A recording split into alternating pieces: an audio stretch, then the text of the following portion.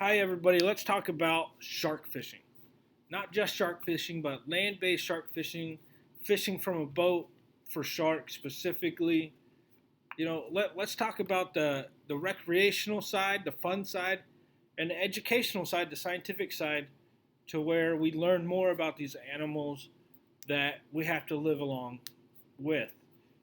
In Florida, where I'm from, they came out last year with a new rule that says you have to pass a course on the line through myfwc.com. It's called the Land Based Shark Fishing Course. That's what it's called. That's what the test is called.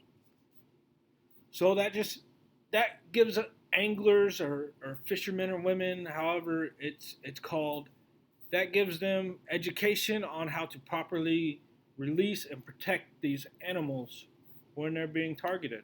Or if you accidentally catch one, you want to make sure that these animals keep living because they're part of nature, they're part of our ecosystem to keep everything balanced. So there is in the state of Florida, there are 27 shark species that you cannot take out of the water. If you catch one while you're shark fishing or while you're on a boat, you're not supposed to take these sharks out of the water. And by the regulations set forward by the Fish and Wildlife Commission, that means that their gills, that's where they breathe in and out, have to stay submerged.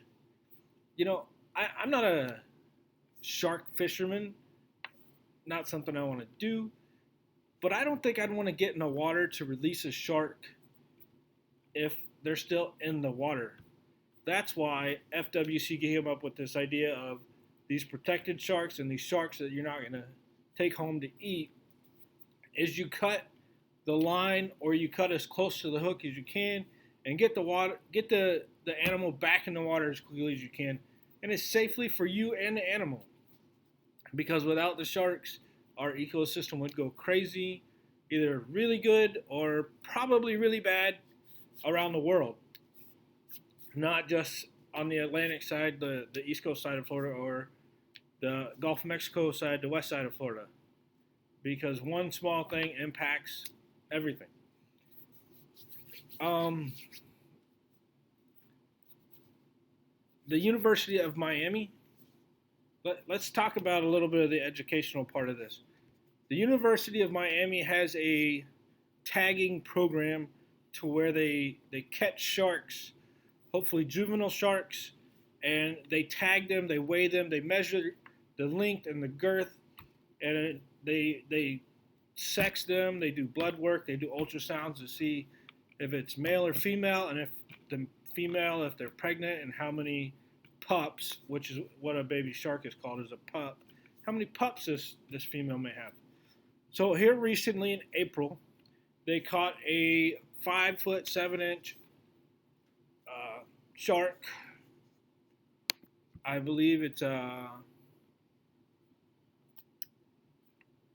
male tiger shark, and they tagged him and released him, and they found that this, what kind of seems small for a tiger shark that can get around 16, 18 foot, him being 5 foot 7, they found him through the GPS tracker 70 miles offshore, off the coast of Florida in the Gulf of Mexico.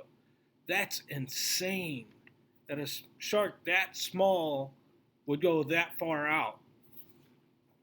So, what what is the point of wanting to know about shark fishing and tagging programs, and stuff like that?